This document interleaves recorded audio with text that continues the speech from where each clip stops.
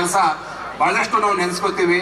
ನನಗೆ ನೆನ್ನೆ ಯಾರೋ ಫೋನ್ ಮಾಡಿ ಹೇಳಿದ್ರು ಬೆಂಗಳೂರಿಂದ 26ನೇ ತಾರೀಕು ನಮ್ಮದೊಂದು ಸೇತುವೆ ಇದೆ, ಇವತ್ತು ಚನ್ನಪಟ್ಟಣದಲ್ಲಿ ರೈಲ್ವೆ ಮೇಲ್ಸೇತುವೆ ಉದ್ಘಾಟನೆ ಆಗ್ತಾ ಇದೆ, ನೀವು ಬರಬೇಕು ಅಂತೇಳಿ ಸೆಂಟ್ರಲ್ ಮಿನಿಸ್ಟರ್ ಸೋಮಣ್ಣ ಅವರು ನೆನ್ನೆ ಫೋನ್ ಮಾಡಿದ್ರು. ಆಗ ನಾನು ನೆನೆಸ್ಕೊಂಡು ಯಾವುದೋ ಈ ಒಂದು ಚನ್ನಪಟ್ಟಣ ಎಲೆಕೆರೆ ಮೇಲ್ಸೇತುವೆ ಆಗಬೇಕಾದ್ರೆ DK ಸುರೇಶ್ ಅವರ ಶ್ರಮನೂ ಇತ್ತು. ಆದರೆ ಇವತ್ತು ಅವ್ರಿಲ್ಲ, ಅವ್ರಿಲ್ದೇ ಅದನ್ನು ನಾವು ಉದ್ಘಾಟನೆ ಮಾಡಬೇಕಾಗುತ್ತೆ ಅಂತ ನಾನು ಅದನ್ನು ನೆನಪನ್ನು ಮೆಲುಕು ಹಾಕ್ಕೊಂಡೆ. ಯಾಕೆ ಈ ಮಾತನ್ನು ಹೇಳ್ತೀನಿ ಅಂದರೆ, ಒಬ್ಬ ಕ್ರಿಯಾಶೀಲ ಸಂಸದರಾಗಿ ಕೆಲಸ ಮಾಡಿದ್ದಾರೆ, ಅವ್ರು ನೊಂದ್ಕೊಳ್ಳೋದು ಬೇಡ, ಮುಂದೊಂದು ದಿನಗಳಲ್ಲಿ ಅವರು ಸಂಸದರಾಗಲಿ ಅಂತ ಶುಭವನ್ನು ಹಾರೈಸಿ, ನೀವೆಲ್ಲರೂ ಕೂಡ ಶುಭವನ್ನು ಹಾರೈಸಿ ನಿಮ್ಗೆಲ್ಲರಿಗೂ ವಂದಿಸಿ ನಾನು ಮಾತನ್ನು ಮುಗಿಸ್ತೀನಿ. ರೆಸ್ಟ್ ತಗೊಳ್ಳಿ ಅಂತೇಳಿ ಯೋಗೇಶ್ವರ್ ಅವರು ರೆಸ್ಟ್ ಕೊಡಿಸಿದ್ದಾರೆ.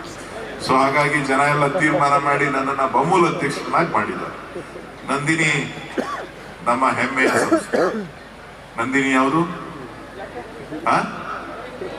ನಮ್ಮ ನಂದಿನಿ ರೈತರ ಹೆಮ್ಮೆಯ ಸಂಸ್ಥೆ. ನಂದಿನಿ ಹಾಲನ್ನ ಬಳಸಿ, ನಂದಿನಿ ಸಿಹಿಯನ್ನ ಬಳಸಿ, ನಂದಿನಿ ಮೈಸೂರು ಪಾಕ್ ಬಹಳ ಚೆನ್ನಾಗಿರುತ್ತೆ ತಿನ್ನಿ, ನೈದರಿ ಬೇಡ ಚೆನ್ನಾಗಿರುತ್ತೆ ತಿನ್ನಿ, ನಂದಿನಿ ಪನ್ನೀರ್ ನಿಮ್ಮ ಮನೆಗಳಲ್ಲಿ ನೀವು ಬೇರೆ ಪನ್ನೀರ್ನ ಉಪಯೋಗಿಸ್ಬೇಡಿ, ನಂದಿನಿ ತುಪ್ಪ ಬಳಸಿ, ನಂದಿನಿ ಬೆಣ್ಣೆ ಬೆಳೆಸಿ, ನಂದಿನಿ ಬೆಳೆಸೋದ್ರಿಂದ ರೈತರಿಗೆ ನೀವು ಅನುಕೂಲ ಮಾಡಿಕೊಟ್ಟಾಗುತ್ತೆ. ಕೆಲಸ ಬಹಳಷ್ಟು ನಾವು ನೆನೆಸ್ಕೋತೀವಿ.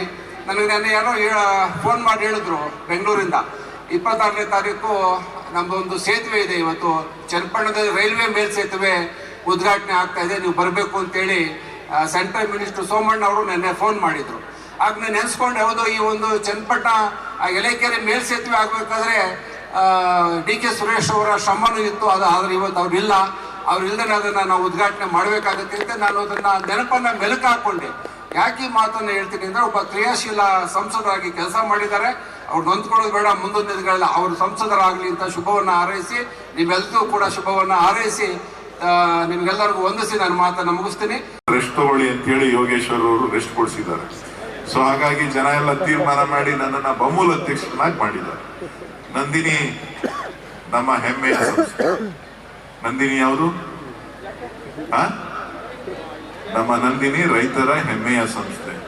ನಂದಿನಿ ಹಾಲನ್ನ ಬಳಸಿ, ನಂದಿನಿ ಸಿಹಿಯನ್ನ ಬಳಸಿ, ನಂದಿನಿ ಮೈಸೂರು ಪಾಕ್ ಬಹಳ ಚೆನ್ನಾಗಿರುತ್ತೆ ತಿನ್ನಿ, ನೈದರಿ ಬೇಡ ಚೆನ್ನಾಗಿರುತ್ತೆ ತಿನ್ನಿ, ನಂದಿನಿ ಪನ್ನೀರ್ ನಿಮ್ಮ ಮನೆಗಳಲ್ಲಿ ನೀವು ಬೇರೆ ಪನ್ನೀರ್ನ ಉಪಯೋಗಿಸ್ಬೇಡಿ, ನಂದಿನಿ ತುಪ್ಪ ಬಳಸಿ, ನಂದಿನಿ ಬೆಣ್ಣೆ ಬೆಳೆಸಿ, ನಂದಿನಿ ಬೆಳೆಸೋದ್ರಿಂದ ರೈತರಿಗೆ ನೀವು ಅನುಕೂಲ ಮಾಡಿಕೊಟ್ಟಾಗುತ್ತೆ.